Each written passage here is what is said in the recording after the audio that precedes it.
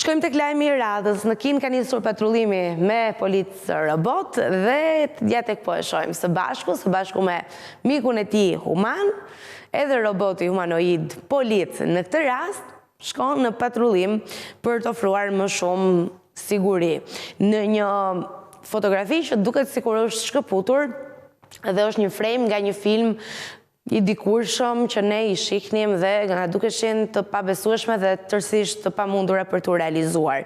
Një robot humanoid i zhvilluar pikërisht në Kinë ka ringjallur interesin ndërkombëtar pasi është parë duke patrulluar së bashku me efektiv policie gjatë një demonstrimi publik në qytetin Shenzhen. Pamjet të shpërndara gjerësisht në rrjetet sociale tregojnë robotin duke lëvizur në mënyrë të pavarur në një park turistik, duke ecur pranë policëve dhe duke ndërvepruar me ambientin përreth. Roboti është krijuar nga Engine AI, një kompani kineze e themeluar në vitin 2023 dhe që është gjithmonë në rritje në fushën e robotikës humanoide. Modeli i prezentuar është 800, edhe pse mendoj që duhet vendosur një emër tjetër, tani ai është në detyrë, po bën punën, po ndihmon, po jep efektivitet, kështu që duhet menduar një emër më i denj. Me siguri do t'i çojmë një shkresë zyrtare kompanisë kineze me kërkesën tonë, se bëjmë shaka.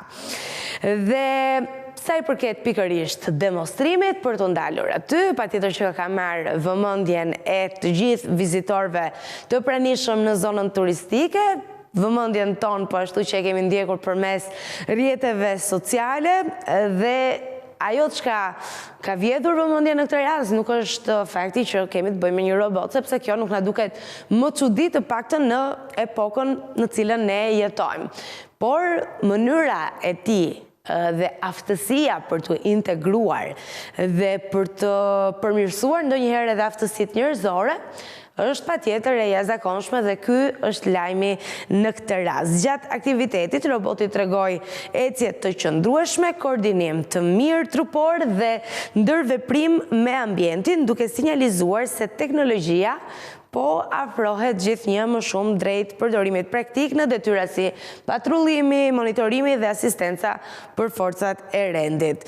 T800 është rreth 1.73 metra i gjatë, peshon afërsi 75 kg dhe mund të kryejë lëvizje komplekse dinamike. Është projektuar për përdorim në industrinë e shërbimeve, situata me stres të lartë dhe në sektorin e sigurisë publike. Një demonstrim i cili na tregon se robotët humanoid po bëhen një realitet praktik dhe pikërisht kompania Engine AI synon të avancojë teknologjinë për të integruar makineritë inteligjente në punë të përditshme, duke ofruar asistencë dhe siguri në mjedise të ndryshme, sikundër ka ndodhur edhe në këtë rast. Mirë, e mbyllim me policinë robot, me T800-ën, që uroj vërtet të ndryshojnë emrin.